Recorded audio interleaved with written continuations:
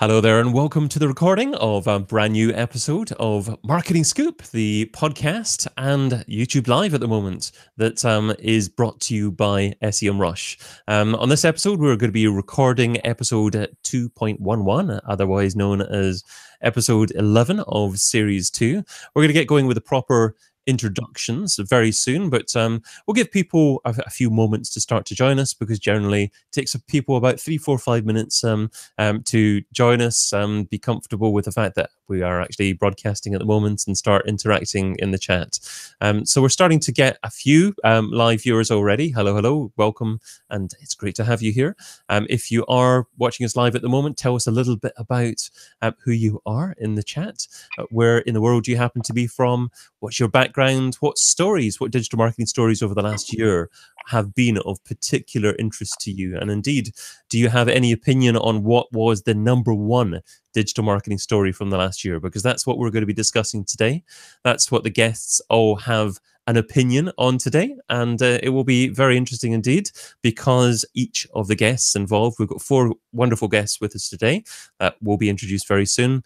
Each of the guests have their own opinion, their own different story that they think is the number one story from the last year. So let's hear from them why they thought that story was the number one story, and we can I guess discuss the ramifications for marketers in relation to those stories as well. We've got David Sace, so hello, live from London. Carlos Castro. Carlos, you're from Mexico. Wonderful to have you watching us live, Carlos. Of course, loads more people will actually be consuming the show as an audio podcast. We will be publishing the episode as an audio podcast very soon, in the next 4 hours or so, after we actually finish broadcasting live. So if you're not a podcast subscriber yet, you should be a podcast subscriber. Just go to semrush.com/podcast to check out how you go about becoming a subscriber. There's direct links there to subscribe on iTunes, Android, Stitcher, Overcast, Spotify. If you're not sure which one to pick and you've got an Android phone, just click on subscribe on Android and you'll get a selection of lots of different apps there. Subscribe on iTunes, of course, is for anyone with an Apple phone there as well. So we've got well over 1,000 people downloading these episodes as soon as they get released. So they're starting to get quite a lot of traction. We've only been going for perhaps about 20 odd 30 episodes. So it's really great to see the volumes of people who are subscribing to the podcast as well. But great to have you watching live as well. If you're watching live, it gives you a good opportunity to interact with us, to comment on what the guests are saying as part of the discussion, and hopefully have your own opinion as part of the chat as well. And if you do that, then we will attempt to incorporate what you're saying as part of the show. But that was just a little preamble from me. What I'm going to do now is I'm going to hit the intro button, start with a proper introduction for the podcast. That's what you'll be hearing when you listen to the podcast episode as it gets released later on today. So let's get going with that introduction. Marketing Scoop, Season 2, Episode 11. What were the top digital marketing stories in 2018? Broadcasting live in the Semrush YouTube channel, this is Marketing Scoop. I'm David Bain. And I'm Judith Lewis, and welcome to the Semrush show that reveals the latest digital trends and technologies that impact your marketing strategy. Together with industry experts, we delve into SEO, advertising, and content marketing to uncover the ultimate recipe for digital marketing success. Let's meet today's guests. First up, the European Search Personality of 2018. She is an international SEO consultant, speaker, and author, and the founder of Orienti. Welcome to the Scoop, Aleyda Solis. Hello. Thank you very much for having me. Very happy to be here today, sharing with such many people who I respect a lot. So very looking forward to have a very fun conversation. Next, a writer on conversational AI and digital marketing. She's a senior manager of global engagement at Microsoft. Welcome, Purna Virji. Oh, Virji, I'm so sorry. That's okay. I've heard lots of different versions before. Thank you so much. Sorry. No, that's fine. Thanks. Thank you for having me. I'm so looking forward to this. Next up, a man with a passion for unicorns. He sold his last company, WordStream, for $150 million. Now he's turned his attention to Facebook Messenger chatbots. Welcome to the founder of Mobile Monkey, Larry Kim. Hey, thanks for having me, guys. Thank you, Larry, for joining us. Last but not least, a self-proclaimed search geek, he's the US Search Personality of 2018 with the crown to prove it, the editor of Search Engine Roundtable, and the news editor at Search Engine Land. Welcome, Barry Schwartz. Hi, thanks for having me. It's great to be here. So now, after all those introductions, that's all we've got time for. So thank you for... No, we've got a little bit more time. So today we're going to be answering the question, what were the top digital marketing stories in 2018? At the end of the show, hopefully we'll agree on what the top story was. But before we get to that stage, let's hear from each of our guests, actually, to hear their opinion on what the number one story was. So let's start off in the same order. So going back to Aleyda. Aleyda, what was the number one digital marketing story of 2018 for you? Well, it is a little bit difficult, I have to say, because there were so many trends going on. However, from a long-term perspective, I think that the search impact of the mobile first index was the most critical, most important update change trend happening this year. So I voted for it to be my top story of the year, at least from an SEO perspective, I have to say. So mobile first index. And now you've had an opportunity to see what everyone else has shared as a story. Do you still stick with your existing story? I'm sticking with it. I'm sticking. I have to say that it was difficult because, and we were discussing this before the start of the call, right? After I sent it, because that was my first idea. It's like, what was like the top one big, huge change in organic search, right? Realistically, there were many other changes, many updates, like the medic update. It's crazy the amount of buzz around them, right? And if you research the stories of which were like the most shared stories in around SEO in the year, you will see that the medic updates posts, for example, from Search Engine Roundtable or Search Engine Land were the top ones realistically instead of mobile first. However, I have to say that mobile first, well, at the end of the day, is a change of the way that Google works, right? Like they instead of taking your desktop content into consideration, it is your mobile content. I think that the reason why it hasn't been as huge as everybody expected is because they have done it in stages, in a very good way, I have to say, to avoid negatively impacting websites. Like, I don't know if many people were looking forward to actually see, oh, this is like a huge difference in search results now. We see tons of mobile pages or things like that, right? Realistically, many of the websites that are mobile friendly, they have responsive web designs on one hand, and then on the other, the biggest websites, it is known that they started with smaller websites, less complex websites. They also inform people over the Google Search Console. So I think that they have managed it in a very good way to control it, to avoid negatively impacting websites, and that is why we haven't seen necessarily like such a huge drops or negative stories around it, like probably a few people expected to see that. But in the long term, I think that it has really impacted the way that we do audits, that we verified rankings, like that we do our day-to-day type of SEO type of activities, right? Because we now should prioritize the mobile crawling, mobile indexing, mobile relevance from a mobile perspective, the mobile searches, the mobile search behavior of our users, the mobile rankings of our website. So the impact is important, I have to say. So when you're talking about impact, Aleyda, if you're talking to someone who's a general manager of a business, or perhaps a general marketing manager that isn't that aware of different aspects of SEO, in maybe 30 seconds, how would you explain to them the impact that mobile first indexing can have on their business success? Well, it depends.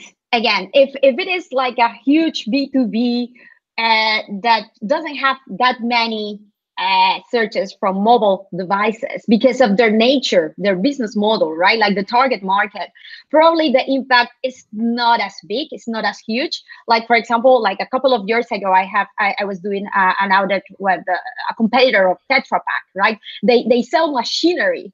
And well, they don't sell it online necessarily. It costs millions of euros or dollars, right? So for this type of companies, probably mobile is not huge, but for most of B2Cs, for many B2Bs too, mobile first impact will mean that now that this high share of users that are accessing their website through their mobile devices, well, you need to be really compliant, really optimized towards them, because Google has updated the signals that they take into consideration from the website in order to rank for these users in mobile search. It's not the desktop content anymore, or the desktop experience that the users get, but the mobile experience, the mobile content, the mobile optimization of their site. So of course, if it is a big B2C, like for example, a local gym or food delivery, the impact is huge, of course. Like if something is not correctly crawlable, indexable, relevant from a mobile perspective, mobile audience perspective, and if it is not well configured in the mobile website, of course, like your traffic and livelihood will depend on that. On the other hand, if your website is, again, a huge B2B, you don't have that many mobile users because of the nature of your website, maybe it was not something as huge, or won't be as huge as with other business. So again, that is why it's important to understand, to validate, to analyze the devices that our users, our audience actually use, what we should be prioritizing in our SEO activities, to make it reasonable, to make it efficient, to make it like ROI efficient, ROI positive at the end of the day. Now, this is the kind of episode where we're going to take different tangents depending on the guests' answers and depending on what the co-hosts want to do as well, I reckon. So I'm going to take it on one little tangent here and then pass over to Judith to take on whatever tangent she wants it to take it off to. So I'm going to go to Larry next and ask Larry. Larry, Aleyda's shared that she thinks the #1 story from last year is mobile first indexing. You indicated to us beforehand that you reckon the #1 story was Cambridge Analytica.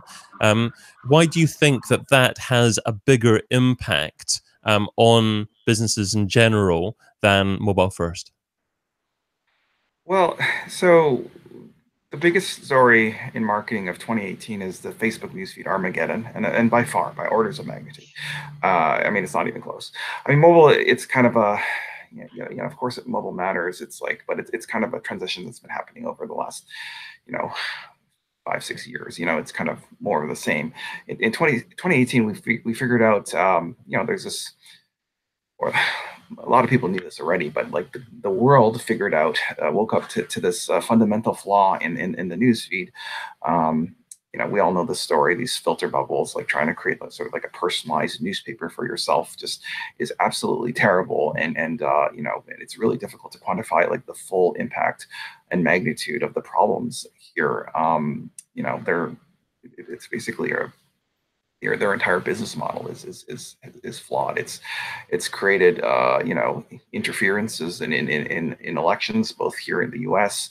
But also globally. I fully believe things like Brexit and other close elections were swayed by these stupid filter bubbles on both sides. I think it's amplifying divisions within society and also across the world. I think Facebook had to do a complete very hasty rethinking of their entire newsfeed algorithm. Whenever there's a change in algorithms, there's winners and losers. The viral hits from publisher content is down like significantly. It's extremely difficult to get anything to trend, the way that it was possible even just a year ago. You know, and what's being favored is all this nonsense from like group content and live streams and old friends that you haven't spoken to in 20 years, you know, but just connected on Facebook, you know, from like 2008 or whatever. Why? Because it's less risky. Like that content is less likely to be some, you know, some like, you know, some toxic, you know, weaponized content. You know what I mean? People are fed up with Facebook. For the first time in over a decade, or since the founding of Facebook, there's been no growth in monthly active users in westernized countries like USA, UK, Canada, Australia. The number of daily active users is in decline. Also, the time spent on Facebook is for the first time ever, you know, in decline, and that's a big deal because you know, people were thinking at one point that, you know, Facebook time spent on Facebook was going to eclipse like TV and other media, you know, like radio and all these other things like Netflix that we spend all this time on. You know, it's peaked, and sort of the best is sort of in the rear view mirror here. As a result. Of the decline in usage and time spent, ad prices, you know, which is pretty important for marketers, have doubled, you know, in the last 12 months, making Facebook ads extremely difficult. But it's actually even harder than just doubling of the ad prices.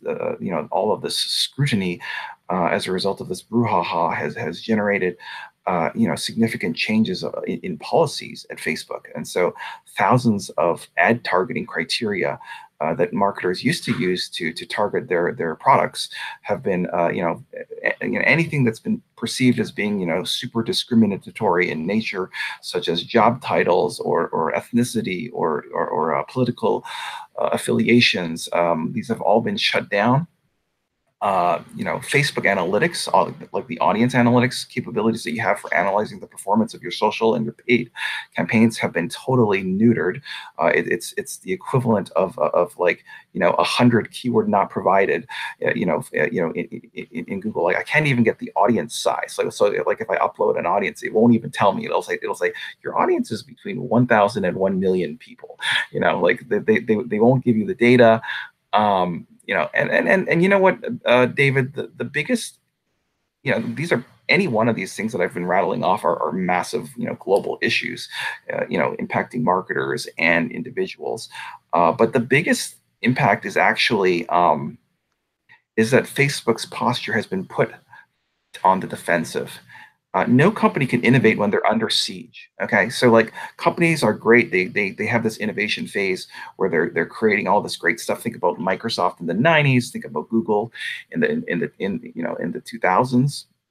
And then something happens, like a lawsuit from the Department of Justice or antitrust. Something happens, and then the lawyers take over, and then it becomes all cover your ass kind of, you know, policy, as opposed to like trying to create great stuff. Facebook, ahead of this big issues, they were trying to do stuff in cryptos and VR and augmented reality, and because of this crisis, you know, there's all these lawyers are taking over, and it's just the pace of innovation has really slowed, and basically it's the biggest impact is in what you're not going to see in the next, you know, 3, 5, 10 years, and then what Facebook is not going to do because of this kind of this slap in the face that they've gotten here. You know, like the leadership, you know, Zuckerberg and you know, whatever the Sandberg is even under question. And you know what? The other biggest thing here is that all these employees at Facebook, they're all these campy liberals, and they really want to do good things for the world and stuff. And it's killing them that like they were responsible for all this destruction and damage to society, and they're leaving, and because a lot of them just don't want to be part of this train wreck. So. You know, in summary, you know, I could go on, but I think overwhelmingly, the biggest story, you know, in marketing of 2018 is just the Facebook news Armageddon and all the collateral damage that it has created, both for marketers and for the world in general. The implosion of Facebook. as we know it. It continues to operate, but under significantly different auspices. So will the way that it operates moving forward, so over the coming year, alter? Will it regain some of its previous ability to be nimble and provide greater insight once this challenging period is over? I don't think it'll ever be what it was. And this happens to every big company. Like, I remember, David, in the 90s, like, thinking, like, I was a software developer, we're building desktop software. Okay, I remember in the 90s thinking, like, God, Microsoft is so powerful. Like there's nothing I can build here that won't be incorporated into the operating system. And then there was this antitrust thing, and then the whole thing just fell apart. And all of a sudden, Microsoft had nothing in mobile. They had nothing in AI. They had nothing, like for a decade. Like they just lost their way. And Google went through that. Is actually going through that right now. Where it's like the stuff they're releasing, in 2018, it's like little tweaks here and there. It's nothing earth-shattering, and then that's inevitably that's what happens to big companies. And I think that, like, 2018 is the year. It's kind of like the apex for Facebook. Like, it'll still be a $1 trillion business or whatever it is, but it just the question was, like, how big would this get? And I think we're starting to see what the constraints are here in terms of the growth. That's quite significant. Yeah. So I guess if we move on to wow, I mean, that's quite a heavy story. I'm not sure where we can go on from that. That isn't going to scare us all, especially Purna, as your story. I know what your story is ahead of time, but after that heavy, very, very scary view from Larry, what is your biggest marketing story of 2018? Well, like Aleyda, it was really hard to pick just one. There were so many good things.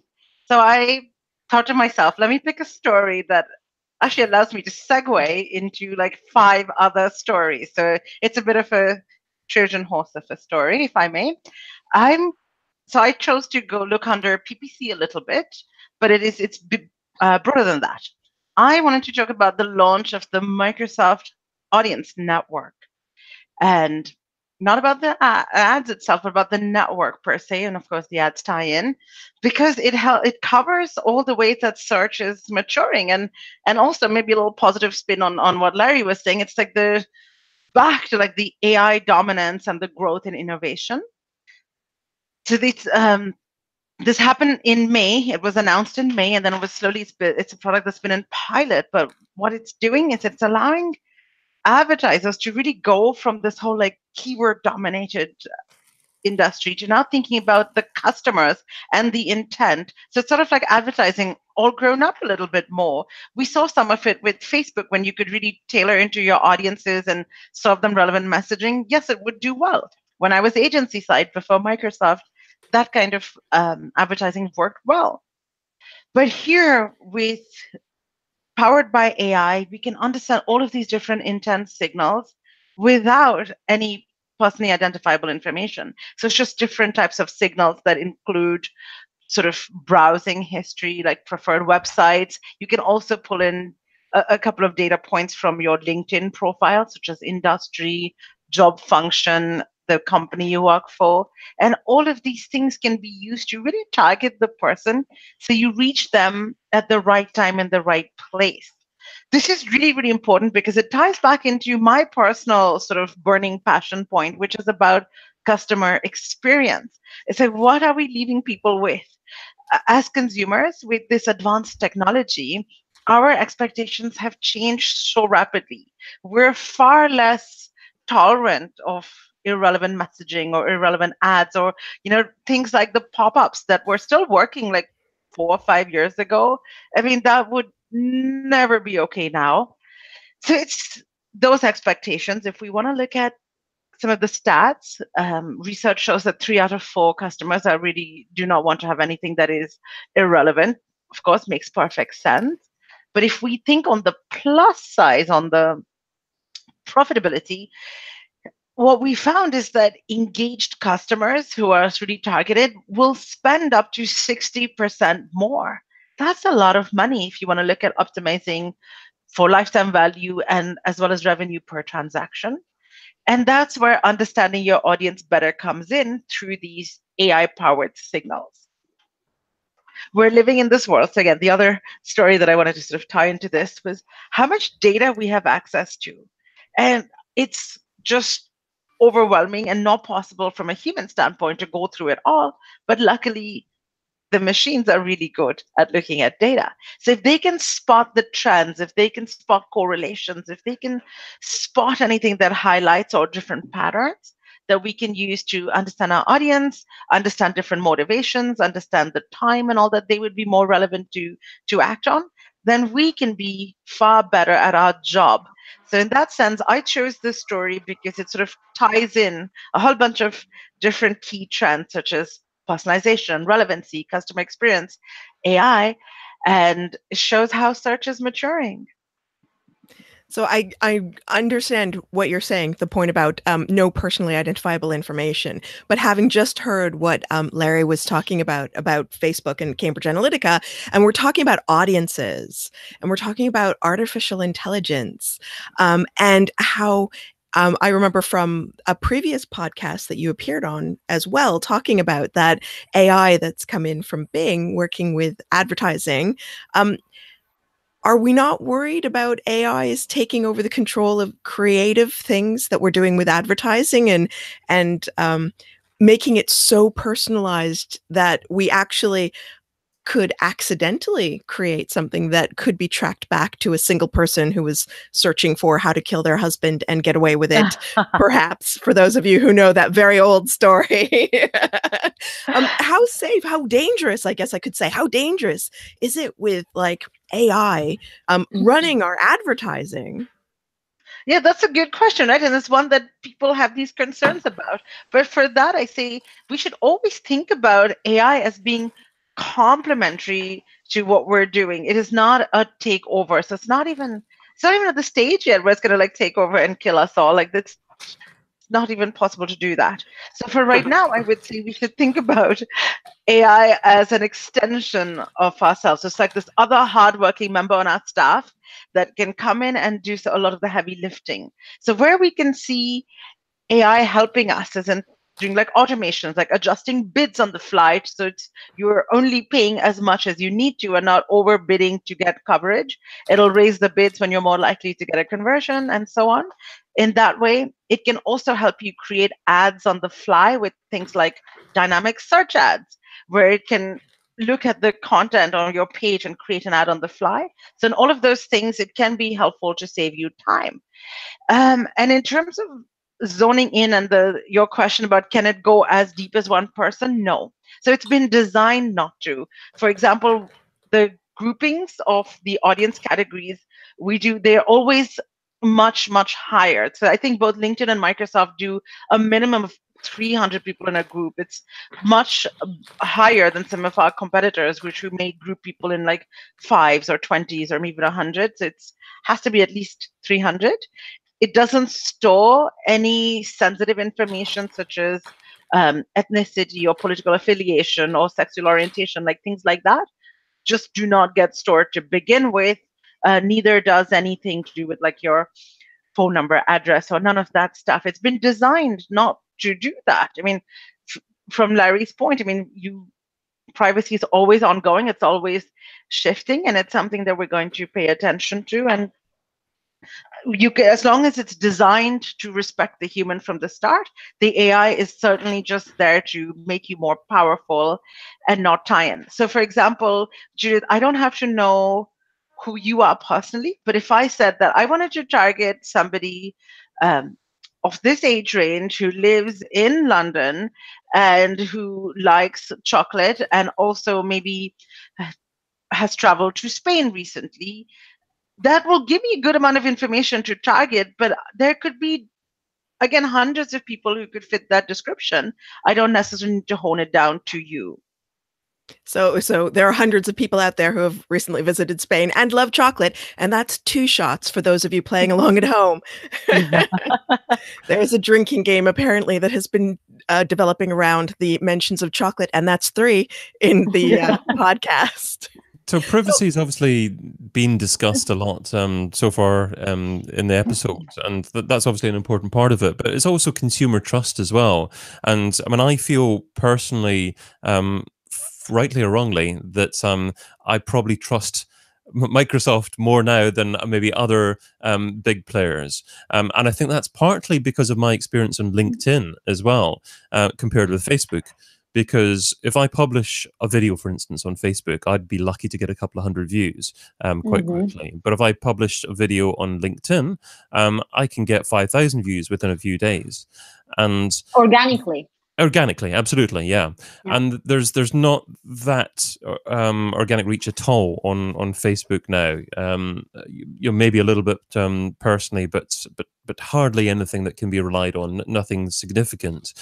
However, is that something, Purna, that you think may come to LinkedIn at some point? Can we keep on relying on LinkedIn and other big networks for organic reach, or ultimately are we going to have to pay to play for significant volume? Oh, so I don't work at LinkedIn. Sure. Even though they are part of the Microsoft family. So I don't know. I think it's always going to be, you want to go with the consumers are, and where your targeting options are great. And ultimately, as long as what you're doing is you're targeting the right people, it's of interest to them, it's resonating with them, then I'm sure you would continue to keep doing very well. Larry, what about organic reach in general? You know, thinking about Facebook, perhaps other networks as well. Is that something that Facebook is going to have to think a little bit more about and give people a little bit more leeway, a little bit more opportunity to get some reach without actually having to pay for it? So, you know, it's like in search, same with social. Whenever an algorithm changes, there's winners and losers. Can you hear me, Dave? Yeah, a little bit better now. Thank you. For Facebook, the issue is that people are spending less time, and there's less growth in users. So, like, a total exposure, like the amount of impressions to go around, isn't really growing to begin with. And secondly, you know, all the usual ways, like posting to your Facebook page, like publish your content, is actually being it's being you know, demoted. Like it's like there's like a ranking score, like for figuring out what to show in your newsfeed, and so you just have to be a little more creative, you know, like to follow where the engagement is. It's like, it's not great to begin with. Like, it's not what it was like 3, 4, 5 years ago. But you know, like there's, relatively speaking, there's areas of higher engagement that would be Instagram. It would be Facebook groups and messaging, like sending messages to those people, like those same people, but through Messenger, and live streams. But all that, you know, I think they were a little better, like, you know, a year ago. Now they've kind of, the novelty's kind of worn off. I'm glad you brought up LinkedIn. LinkedIn is kind of funny. It's kind of like communism. So like I had a great year with LinkedIn last year, okay? Because like I was kind of like a small LinkedIn publisher with, like, you know, 25,000 followers or something like that. And you know, like I could publish stuff there and get, like, you know, you're seeing 5,000 views organically. I can get like 2, 3, 4 million views organically on stuff on Facebook last year. So that it was kind of like the old Facebook algorithm, where, like, you know, random stuff could really have a shot at going really viral. They've really clamped down on that algorithm to make it more communism, like where everyone gets a little bit of a share. You know what I mean, like, David? So like what you'll find is, like, it'll be much easier for smaller fish to generate, you know, 3, 4, 5,000 views on a video. It's actually extremely difficult this year because of LinkedIn algorithm changes to get those million view videos organically. Got you. Okay, but it's still a very worthwhile place for you to be publishing personally. Oh yeah, but it's all about where what have they done for me recently? You know what I mean? Like, Yeah. so I can still generate 10,000 views on a blog article, okay?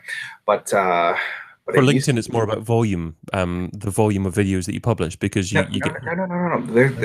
LinkedIn will prioritize your most recent piece of content. So like, it's kind of like how in search you can only have like 1 or 2 listings per page, you know. So like in LinkedIn, if you publish something today and you had something that was trending like from 2 days ago, the new thing will actually kill the old thing. Yeah. Because it'll so you don't. It's kind of like popcorn. You want to publish the next thing when it kind of dies down. You don't want to kill off the organic reach of a post that's doing well. And is there a standard length of time that it takes for that post to die down? I mean, personally, I'm finding it's about a week or so. But one or, depending on how good it is, I would post like once or twice a week on LinkedIn, and just wait for the. It's like popcorn, like the likes and the comments kind of die down. It gets lots of popcorn popping, like pop, like lots of engagement, and then it kind of slows down, and that's when you should publish the next thing. Great. Okay, let's bring Barry into the conversation as well here. Barry's. Would you like to share your story for the year, Barry? Yeah. So, David, you told us you would like to see us fight in the show. that was oh my God! No, literally. Well, I can't throw a chair at you. We're obviously online, so that's a good thing. And of course, we're all friends on here, so I'm just going to try to make it a little bit fun. And also because Larry called you a small fish, which is not nice to do. So in follower terms, like yeah. in follower terms. Anyway, I think obviously you guys are all wrong. Number one, Larry, I think you're wrong because Facebook is a really tiny player compared to Google overall in terms of reach people could get in general to their website and stuff like that. I mean, if you look at all the charts, Facebook's been going down, Google's been going up in terms of just traffic to a website. So I think, it makes sense why you want to go ahead and say Facebook is the number one story around that. And I think the Facebook situation definitely, had an impact on Google. The CEO was on at Congress yesterday defending itself, and that's good going because of Facebook. But and Aleyda, you were talking a little bit about the mobile first index, and I think that was probably 2017 leading into 2018. And like you said, it didn't really have that much of an impact because people who were ready for it because of 2017 and all the things Google have been saying for the past 5-10 years around mobile, they really took action on that. And that's something that they probably saw very little impact on, and the mobile first index isn't fully rolled out. And Purna, of course, saying AI is the easy thing to say. Anybody can say my AI, God, yeah. Barry, thank you. Well done, Barry. I love it. Anyway, no, to get serious, you guys have all great points. It's just fun.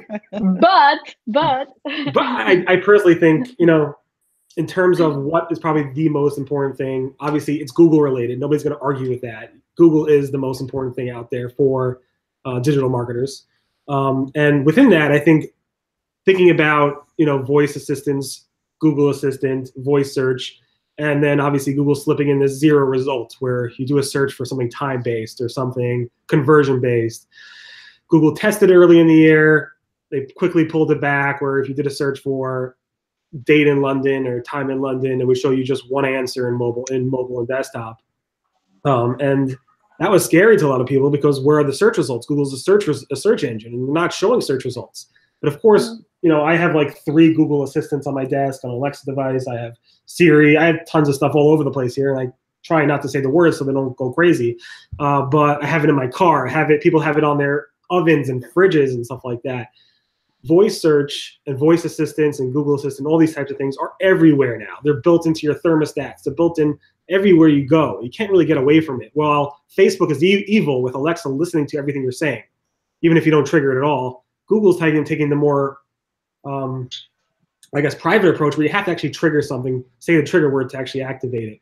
And that's been the big difference between Facebook and Google is that, Google's really looking to provide things that are kind of like, Facebook you really feel is evil. I mean, I don't think anybody here doesn't think, I don't know, I shouldn't say that. I think most people you ask around Facebook, who do you trust more, Facebook or Google? They'll probably say Google. I mean, ironically, yeah. Yeah, but you see Google makes an effort. They really do.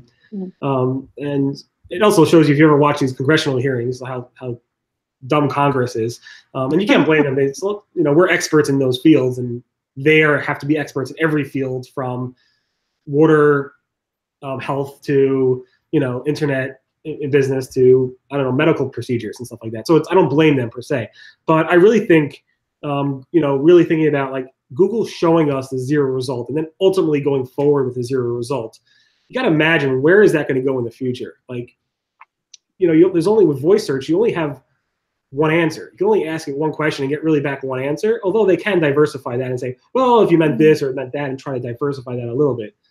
But Aleyda, you want to say something? Sorry, for me, it's the predecessor of a conversational journey that they want to take us, and all search engines, also not only Google, I guess. Purna, I see you also. Indeed, it's a predecessor of the conversational journey, and I have to say that speaking about the future, right? Like the Google shared a post a couple of months ago in their 20-year anniversary, right, saying where this is going, and they made it clear, like, that at some point they want to predict the searches. They want to advise us. They want to be able to recommend us stuff with the assistant, right, and to make it much more natural, like if it is a real conversation with someone, I have to say. However, I completely agree with you, Barry, that this is a really good story, and probably like the first step of a bigger paradigm switch.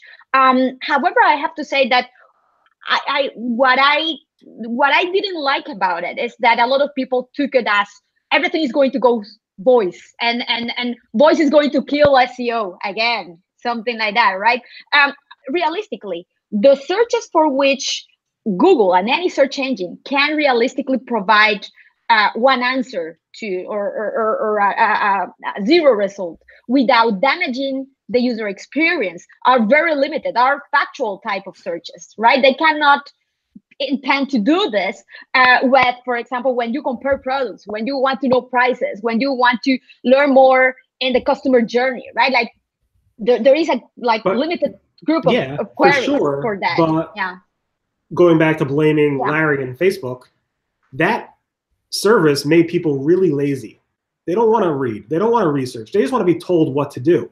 And that's the world we live in now. We don't want to, we don't care. What shoes should I buy? Just, okay, buy these. They don't want to do research. You and I, we're a little bit older. We want to do the research. Yeah, but and this completely agree. However, there's two things. The voice input, I can completely see it, like replacing in a much bigger way the typing part. However, from an output stage, voice can comply with only so much. And then there's the visual aspect that I think that is going to play a bigger role also with the new devices that, they have a very big visual aspect too. So indeed, we are lazy, but we need to see the any lazy type of visual result too, in order to validate. Oh my God, I end up buying the wrong shirt every time, even if I see it and I supposedly compare it. I cannot imagine just to get a voice type of output and be able to make a decision on that. It's not just, I mean, it's not just voice. You see with the feature snippets, you do a search in Google, you get the top answer. So that's the issue. And if you go into there's ways to optimize for this stuff. So what we're also, just a quick point to add, is what it's also going to do is it's going to expand the search pie, because now we can search in more places than we could traditionally do before. If I wanted something, it was just on my desktop or on my phone. But now if I'm driving, when I'm cooking, there's all these other times, there's just more overall searches that are going to happen. And a lot of the times we want a machine to know us well enough to give us a recommendation that's better for us. It's, in the old days, I'd be like, okay, Aleyda, Barry, Judith, you guys have all been to Rome. Like, what's a really good place I should go to eat dinner? It's expanding that, but on a much larger scale. We'll be like, all right, you know what I like. Tell me what I'd like, as opposed to, because, the perfect plan for today, or the perfect night out, or the perfect vacation for you, it's out there. It's so hard to find it. We have to sift through so much. So if we can find an assistant or somebody who can spot our patterns and make things relevant for us, That's the key. And if it's conversational, it's easy. It's a bit scary, I have to say, because yeah, indeed, like it's all personalized as far as I can see. If it wants to be like really like effective in the recommendations. However, I want to come back to the point that also Barry was given, like regarding only giving one result, one recommendation. We becoming lazy and relying on only one type of answer, right? Or one recommendation because the assistant knows us so well. As a user, that is a little bit scary, right? Also, as an SEO, that makes me want to be the #1 result, even one more. There's no room for much else, right? I think that this opens the door also regarding like ubiquitous type of search, of being the result not only on the laptop or on the mobile, but in whatever place of whatever device we can get this type of answers from. To play more with Google Actions, for example, with and in general, and also the type of conversational type of apps that we can use with any type of voice device or conversational device. That opens the door to that too, I think, to expand the presence of websites. So that gives us an extra opportunity of more exposure, I have to say. Yeah, so not to be all, doom and, fire pits like Larry. Again, I'm just joking. But yeah, I mean, this is an opportunity. I'm not saying this in a negative way. I think it's great that search is everywhere. I think it's great that you're going to have search wherever you go. The question is, again, for marketers, how do you get there? How do you go in that position? And how do you get your content in there? And for that, pay SEMrush. No, I'm just joking.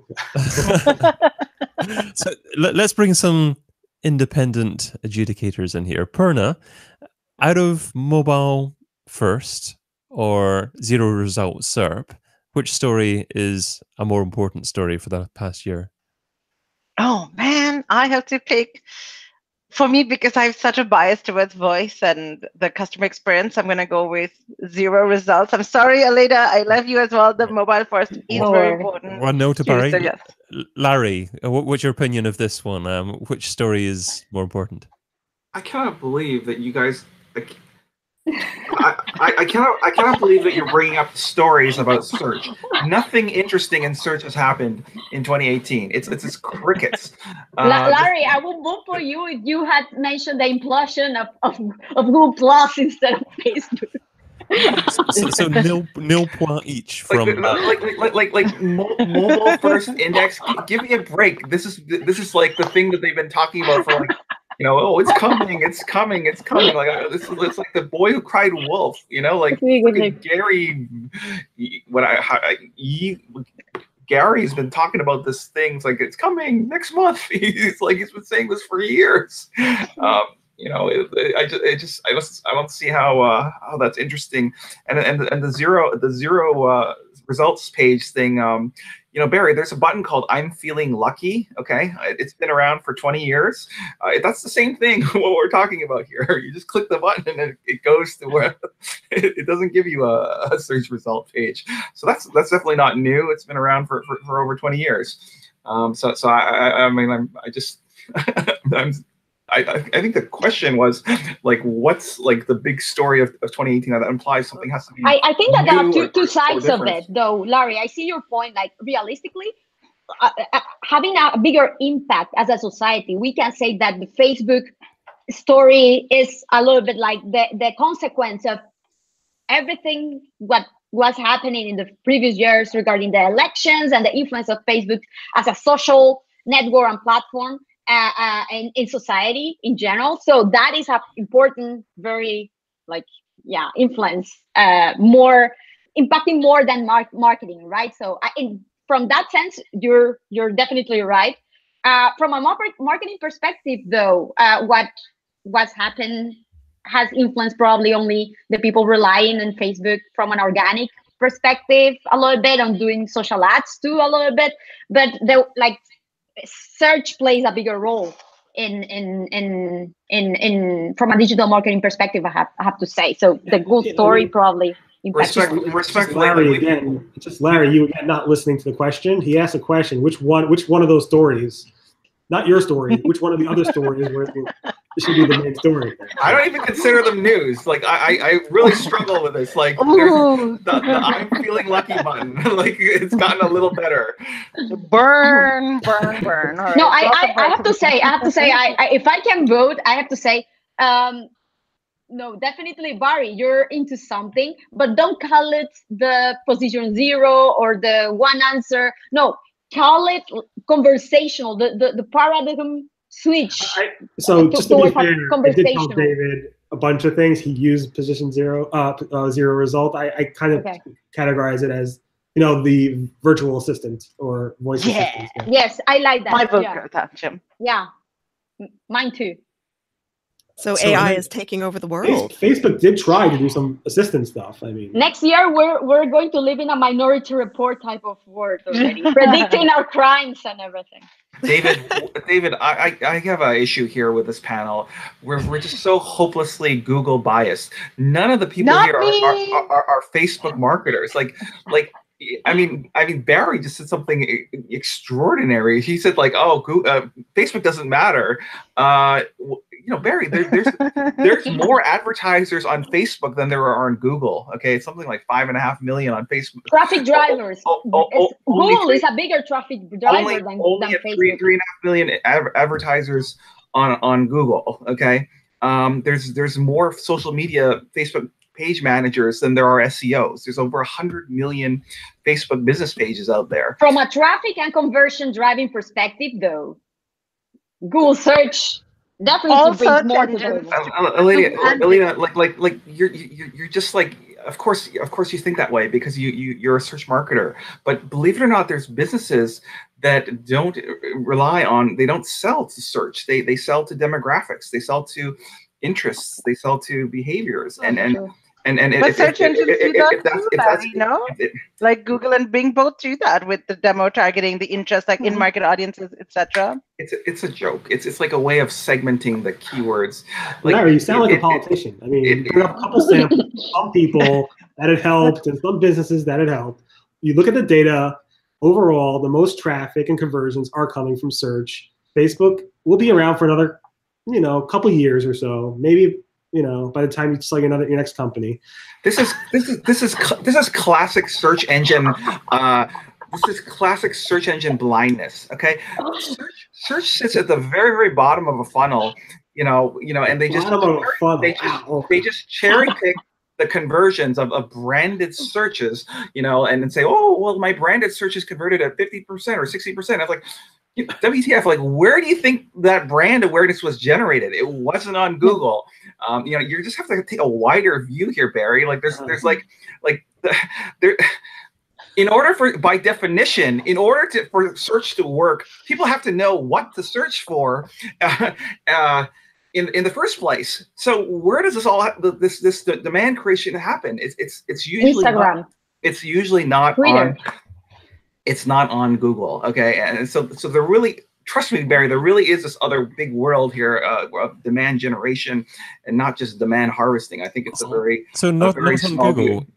Barry, of the other two stories, of Purna's Microsoft launches a new audience network story, or Larry's Cambridge Analytica story, what is having the biggest impact? Biggest impact on marketing, let's say.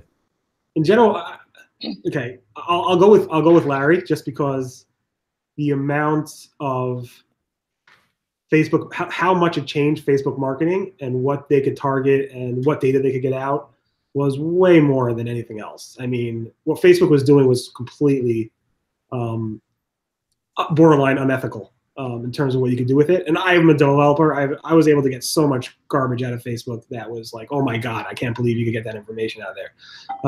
And they just literally changed their API so drastically this year that it had a very massive impact on marketers that were using it.